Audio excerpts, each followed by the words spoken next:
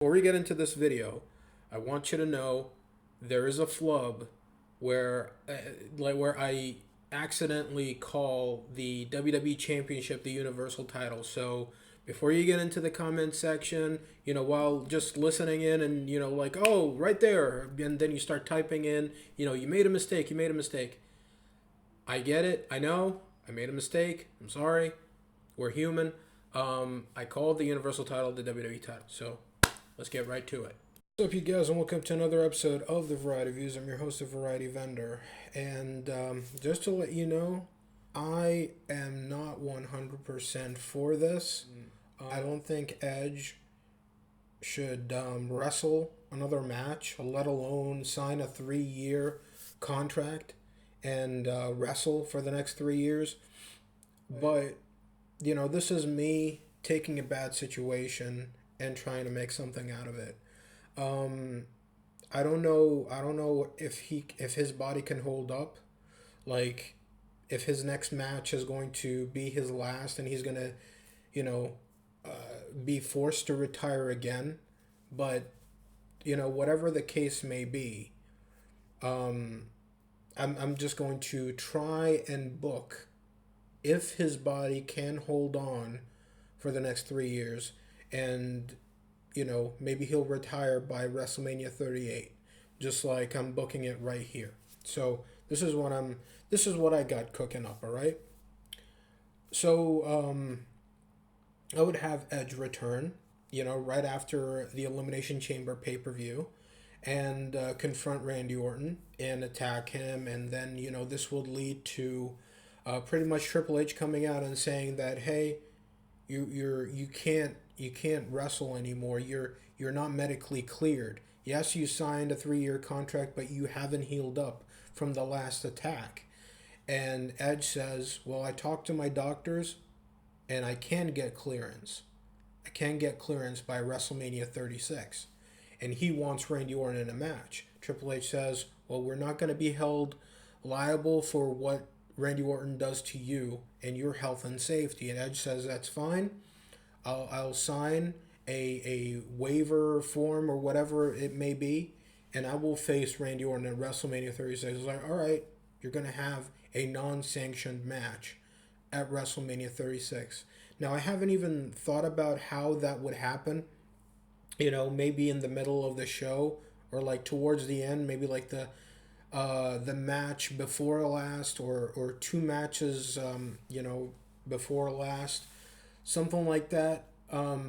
Or maybe even do something experimental, and have it be exclusive to the WWE network, and let it be kind of like what AEW did with Kenny Omega and John Moxley, and let it be after the show is ended, and be like, okay, this is a non-sanctioned match, and pretty much have like a spotlight on the ring, and make it seem different, make it seem like this is this is not WWE. This is not being pretty much like sponsored by WWE. This is something different. This is a grudge feud type of thing. I'm racking my brain trying to think of a way, whichever way they can go about it, it's fine. So they have that non-sanctioned match. Of course, Randy Orton is going to take most of the abuse. Edge can take, maybe like belt shots, stuff that wouldn't really consider him taking an actual bump, but mostly it's Randy Orton, just giving him, bumps and bruises, all over his body, like slaps and smacks and kendo sticks, that type of thing. While Randy Orton pretty much takes most of the abuse, and falling onto the announcer's table, taking a spear, stuff like that. It ends, of course, with Edge going over, and thus, is on a comeback. This is Edge's comeback tour, basically. Then we take Edge off, for a little bit, have a few segments, sit down interviews, um, watching him with his kid. This would happen every week, where you see more of his day to day life, what he's doing when he isn't thinking about wrestling. You know, the stuff that's going on. You know, and I believe he has a ranch.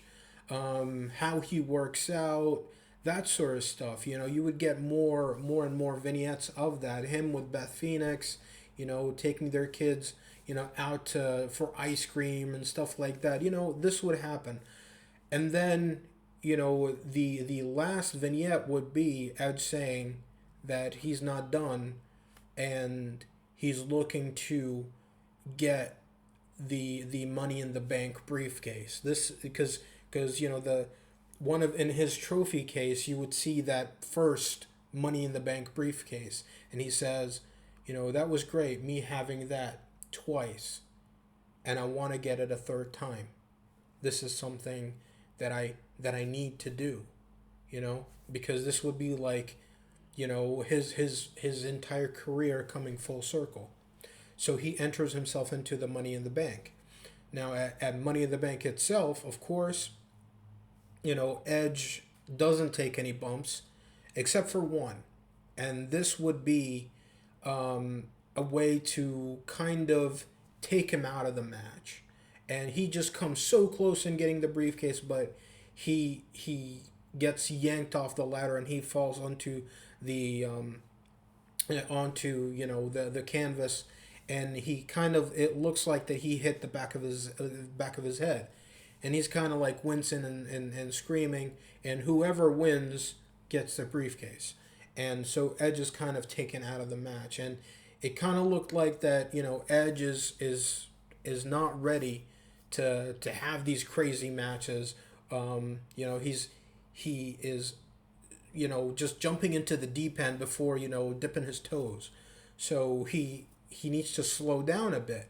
So he talks about that on Raw. He says, like, I did rush into this, but I was so excited and I was so I was so ready for this. I knew I was ready. I felt like my body was great. I knew that you know, especially after that match with Randy Orton, I felt like, you know, I had it. I knew I could do it, but that was a wake up call for me. That was, you know, that was reality slapping my face and making me feel like, you know what, Edge, you're not as young as you used to be.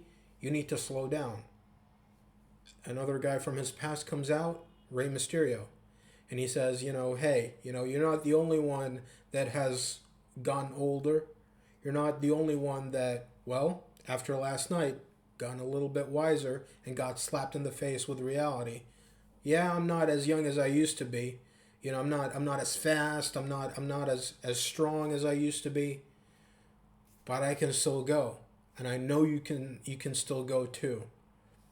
And I'm not here to give you any sympathy or give you any pity. I'm just here to let you know that we were once tag team champions.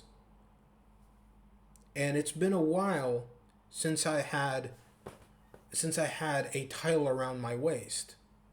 And I kind of miss that. So, what do you say? Do you want to go for another championship? Do you want to go for the 11th, you know, tag team title? Or I think Edge won like 12 or 13. You know, do you want to go for number 12 or number 13 or whatever it is? And Edge thinks about it, looks at the fans. The fans are probably, you know, chanting yes, yes, yes, yes, yes. Edge, you know, is like, you got a deal, buddy. And he, you know, shakes his hand. So they enter themselves into a tag team, you know, tournament to crown a number one contender. And, you know, of course they win that.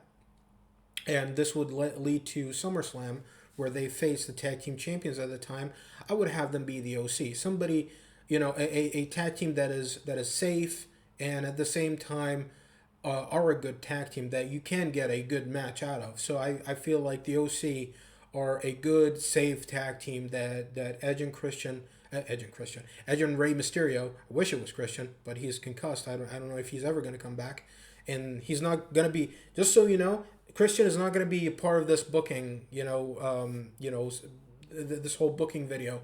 I'm not bringing him back. I'm not doing anything with him because I don't know. Like, I don't even know if Christian is cleared. So I'm just using Edge as is without any, you know, and people that are active on the roster. So he faces the OC, and I feel like, yeah, like I said, they're safe. They can get a good match, and they can bump around. And I feel like the OC are a believable team for Edge and Rey Mysterio to beat. I'm not gonna have them, beat the War Raiders or the Viking Raiders, or AOP. I would have them, beat a team like that, of course, they can beat. At least they have a fighting chance against. So they win the tag titles, and this goes on for a little bit up until Hell in a Cell, where Edge and Rey Mysterio. Now they would have held the tag team titles for a little bit. In between, you can go to Clash of Champions, have them face a team of the past, a team that knows Edge, a team that are friends with Edge, Kurt Hawkins and Zack Ryder. Now I know they're not being used well, but at the same time, I feel like it's something for Edge to do, and I think it would be good for everybody involved. So bring back the whole Edge heads thing, and how they used to look up to Edge, and now they're kind of jealous. They wanna get back into the spotlight. So they go up against Edge and Rey Mysterio at Clash of Champions. Edge and Rey Mysterio beat them. After the match, they would all shake hands, and it was all, hey, it was all good, and it's another believable team for Edge and Rey Mysterio to defeat. Then you go on to Survivor Series, and now you got Team Edge, part of Raw, with his team against Team Randy Orton. And at this time, I would have Randy Orton go back to SmackDown. I like what he's doing on Raw, but at the same time, I feel like after the whole thing with Edge at WrestleMania, I think it would be best for him to go to SmackDown and stay away from the whole Edge thing, because it wouldn't make sense for Randy Orton's character to be on the same show as Edge, as a guy that pretty much destroyed him at WrestleMania, to not kind of get back into it. So I would want to separate them. Have him be on SmackDown, have Edge stay on Raw. Randy Orton can do a lot of things on SmackDown. I thought he was best on SmackDown, and let him lead his team and be like, hey, I was sole survivor 4 times at Survivor Series. I'm Mr. Survivor Series. I'm the guy, to captain my team, and I will beat you at Survivor Series. While Edge is like, I beat you once before, I can beat you again. That whole dynamic, and you kind of relive a few things that goes on in this match. And I feel like it would be another good match for Edge, to use Edge, but not really too much.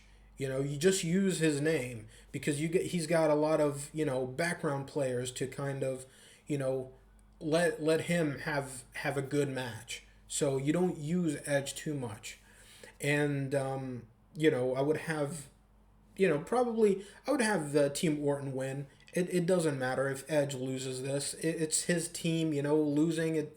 It wouldn't hurt him. I don't think it would.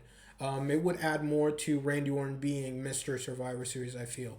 And I would like for that to continue, for Randy Orton to be the guy for Survivor Series. And maybe somewhere down the line, maybe 10 years from now, he could retire at Survivor Series and be like the guy that made Survivor Series. TLC. I would have Edge versus AJ Styles for the Universal title in a TLC match. Now, I know what you're saying. You're probably thinking to yourself, okay, this is a crazy match. Why would you put Edge in another gimmick match that, could potentially hurt him? Again, Edge wouldn't take most of the bumps. This would, it kind of equate to Dean Ambrose versus AJ Styles from TLC 2016, where Dean Ambrose pretty much, was, I think he only took one big bump. AJ Styles took most of the bumps. He absolutely destroyed himself in that match. He took every bump that was freaking given to him in that match. So I feel like Edge can play the Dean Ambrose of this match, where he is doing all the crazy, moves to AJ Styles, and AJ Styles is the one that's pretty much taking it the entire time. And again, it's Edge going back to his roots, where he kind of made the TLC match. So I think it's another marquee match. It's part of his whole character, so it makes sense. And I would have Edge defeat AJ Styles for the Universal title. It wouldn't take anything away from AJ. It's not like he's getting pinned or submitting. It's pretty much a glorified ladder match, so I don't think he would lose much out of this. Then after that, we go to the Royal Rumble 2021, and instead of having Edge in the Royal Rumble match, defend the Universal title again against AJ Styles, but this time in a last man standing match. Again, Edge wouldn't take any of the abuse in this match, and I would have Edge go over again, retain the Universal title, and after that he would go into the Elimination Chamber, retain the Universal title inside the Elimination Chamber. Everybody else is going to take most of the abuse, especially now with the chamber being pretty much so much safer than it used to be. So I wouldn't be too scared for Edge in a match like this. So Edge retains the Universal title inside the chamber, and then we go on to WrestleMania, and he drops the Universal title to Seth Rollins.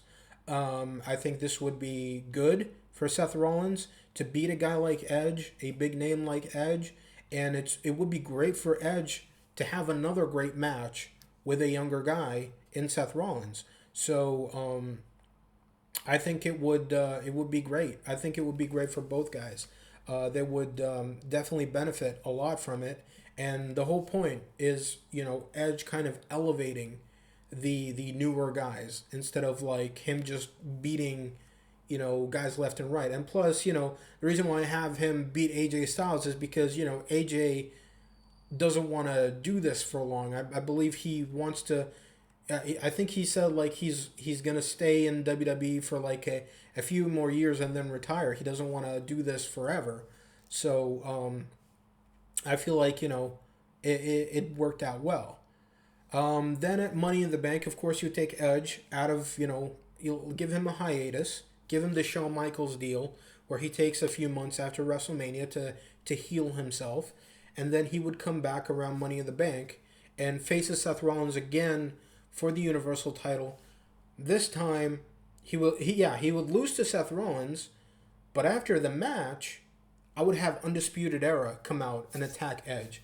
Undisputed Era, I would have them, be drafted to Raw 7 months or 6 months prior to, actually, I think, probably 7 or 8 months prior to this, around Survivor Series would probably be the time where they would do the draft.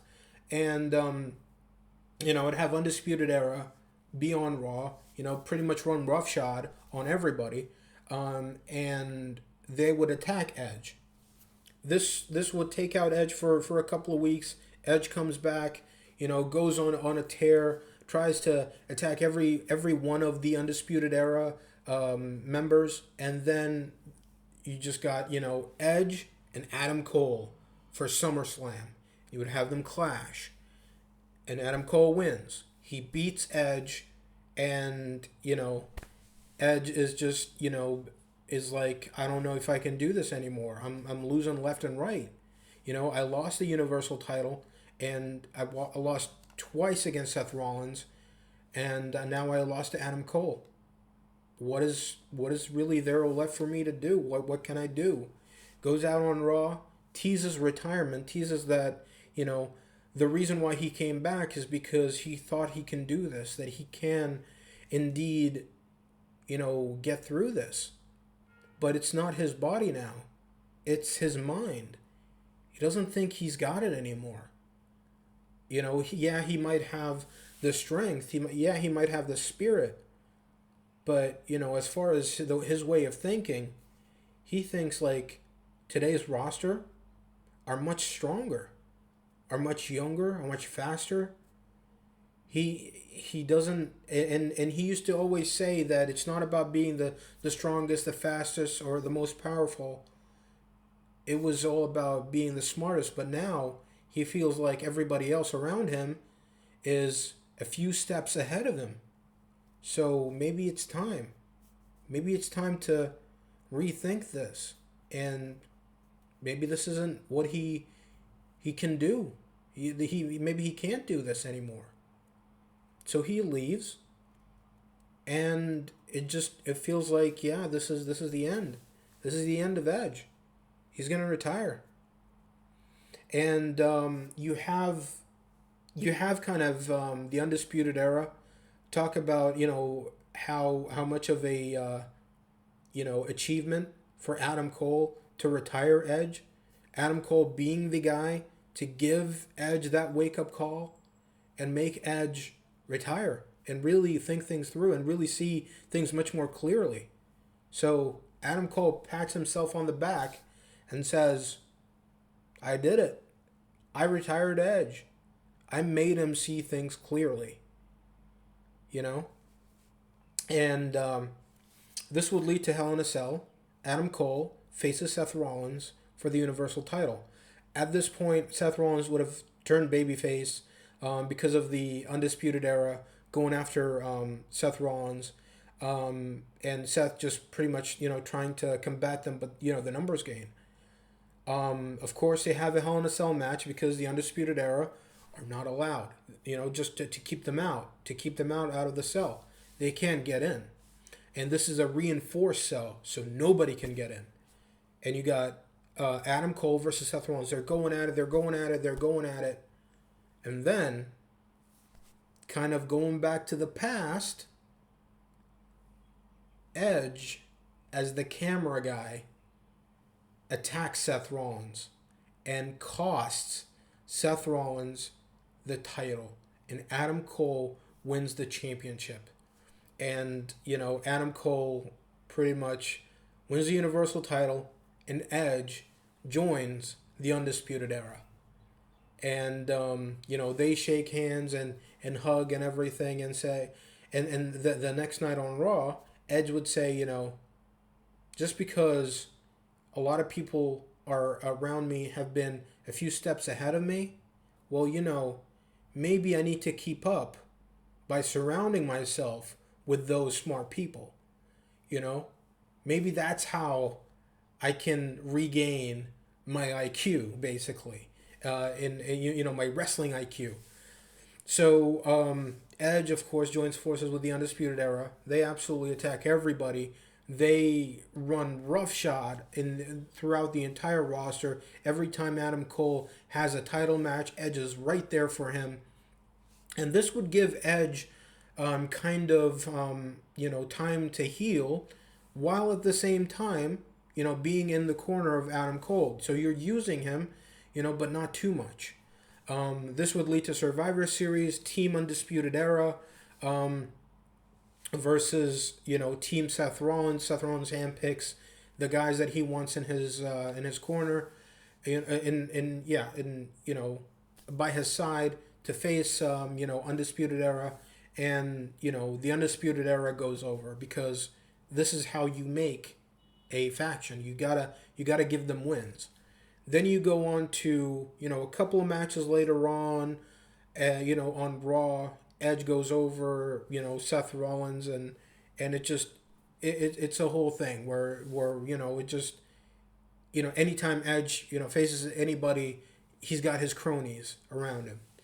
And of course, the Royal Rumble comes around, Edge is in the Rumble, and he gets eliminated.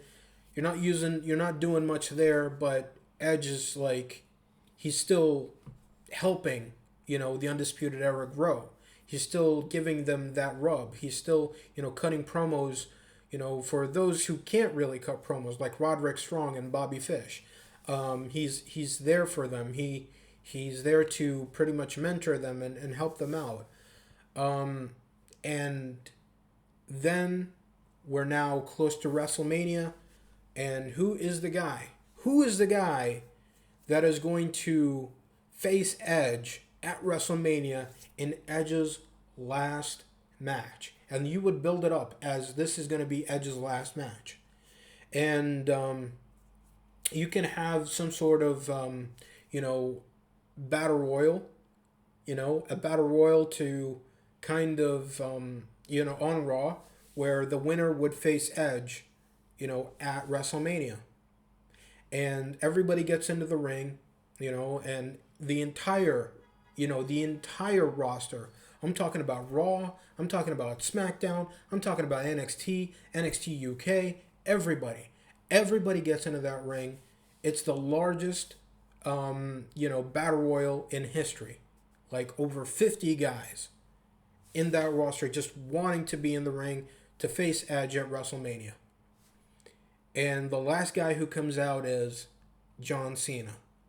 He comes out, gets into the ring, and you get all these quick eliminations, until the final four.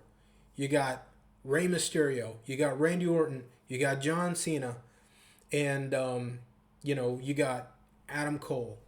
And Adam Cole he doesn't mind having double duty at WrestleMania. He lives for this. He doesn't care.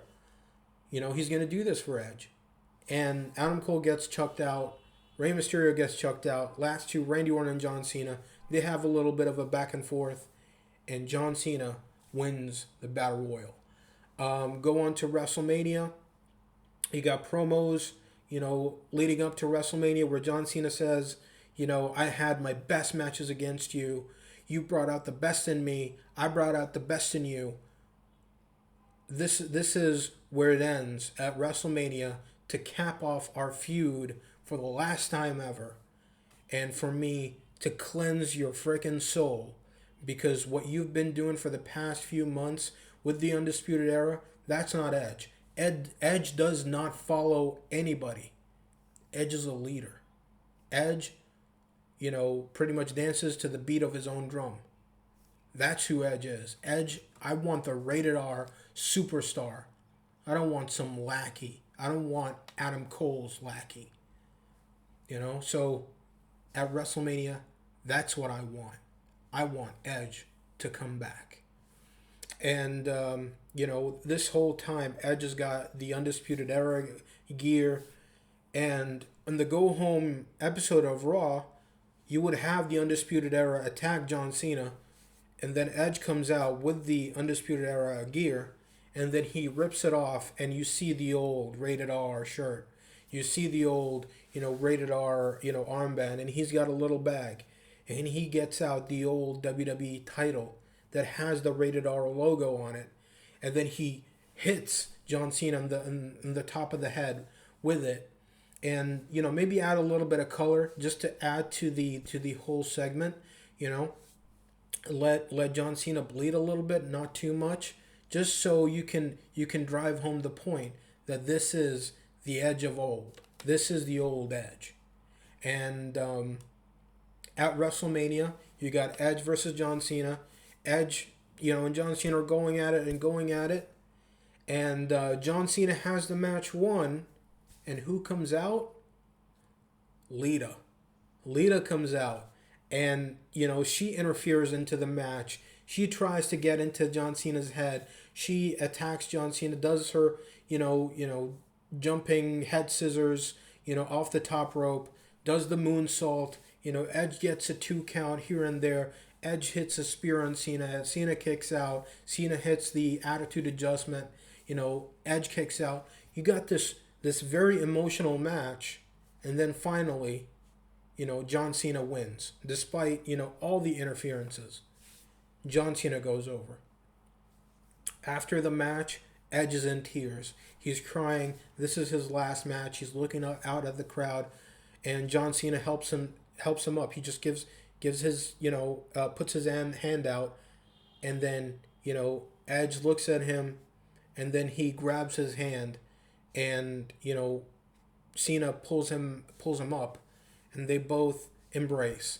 They both, shake hands and embrace, and Lita comes in, and she embraces both guys, and they all, pretty much celebrate. Undisputed Era comes out.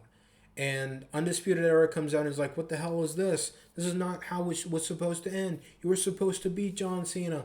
You were supposed to be our guy. And, they push They push Edge around. They attack Edge. They're holding Lita off in the corner. Bobby Fish is holding, Lita off in the corner, and they're attacking. The other guys are attacking Edge. Then John Cena comes rushing back into the ring and helps out Edge. Edge and John Cena are clearing house, and then both guys pretty much, they celebrate the moment, and that's how Edge retires. That would be Edge's final match against John Cena. And I think it would be I think John Cena is the perfect opponent for Edge to end his career. That is if Cena, I think Cena at this point would want to come back, especially for Edge. So that's how I would do it. And let me know below what you thought of the this whole booking scenario, and comment and let me know, like, how would you do it. I wouldn't mind reading it, and I will definitely respond. So with that being said, rate, comment, favorite, help, please subscribe, share with your friends, share with everybody, and check out my next video. I'll be talking about something else. Take care. Thank you for watching the video. Really appreciate it. One more thing, one little nugget I wanted to add to this whole booking video. I wanted to somehow insert it into the to the whole thing, but by the time I was done, it was rendering, and it's big as it is. So I just it's hard to splice it in. So one thing I wanted to mention real quick is that when Edge became during the whole booking saga, once he won the WWE Championship, not the Universal title, what I wanted to do also, like, since I got full booking range, this is what I would do. I would have him kind of bring back the World Heavyweight Championship, bring back that old World Heavyweight title, and use that as the main championship. Bring that back instead of the current WWE title. I would love for that to happen. If not, then maybe some different design, like somehow interchange it and make it look like the old World Heavyweight title, while still keeping up with the current way of things. When you have the World Championship, I think it needs to have more gold rather than just the logo. So that's just me. That's just what I've been thinking about. That's the little nugget that I wanted to add into this. Not that big of a deal for some, but to me it's a big deal. The World Championship needs to always look the best looking championship throughout the lineup. That when anybody looks at it, it's like, yeah, that is a prestigious championship. That's the title that I want to go for. That's the title that I want to be holding. So with that being said, like I said before, I'm gonna say it again. Rate, comment, favorite, and please subscribe, share with your friends, share with everybody, and check out my next video. I'll be talking about something else. Take care.